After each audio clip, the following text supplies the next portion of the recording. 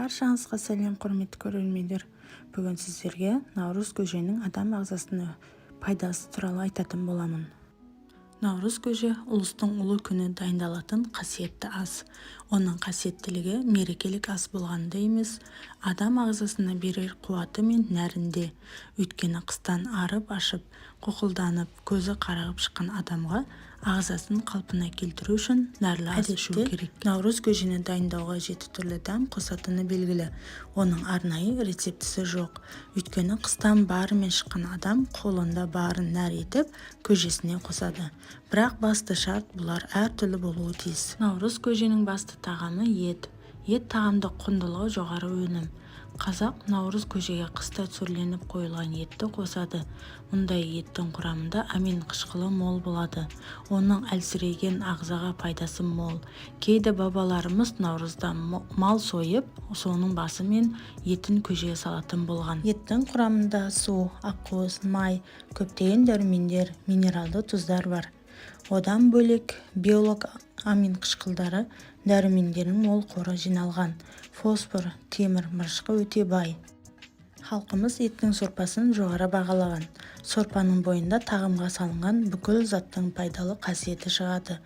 Ет жеген соң қазақтың сорпа ішетін жақсы қасиеті бар. Сорпа ас қорытуға көмектеседі. Жұғымды тағам. Сүт дәрумен мен минералды заттарға бай. Әсіресе фосфор мен кальцийдің мол қоры жиналған. Сүтте көптеген дәрумендер бар. Әсіресе көп асықта бола қоймайтын Д дәрумені кездеседі. Сүтті сәбиден бастап қарияға дейін бәрі ішеді. Өйткені мұнда ақуызда кальций, магний, темір, йод пен калий сынды минералды заттар бар. Сүт барынша майлы болған сайын соншалықты дәмді әрі пайдалы затқа бай келеді. Адамның сүйегін қатайтып, асқазан жұмысын жақсартады, иммунитетті көтереді. Арпа бидай ас екен дейді халқымыз. Арпада қанның гемоглобиннің жақсаратын пайдалы заттар болады. Ал бидайда кальций, калий, магний, темір, фосфор сынды минералдар бар. Күріш, тары, бидай, арпаның қайсысын алсаңыз да жұғымды, калориялы көмірсуға бай келеді. Тамақ құрамында көмірсу болмаған жағдайда тамақтағы май толық сіңбейді де денсаулыққа зиян келтіреді. Көмірсу өсімдік өнімдерінде өте көп, сонымен қатар сүтте бауырды болады. Тұзды тамаққа дұрыс салудың маңызы зор.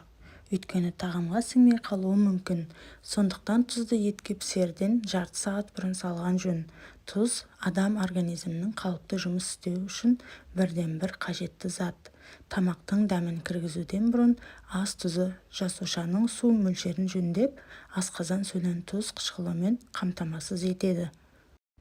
Егер сізге пайдалы кеңесім ұнаған болса, арнама тіркеліп лайк басуды ұмытпаңыз.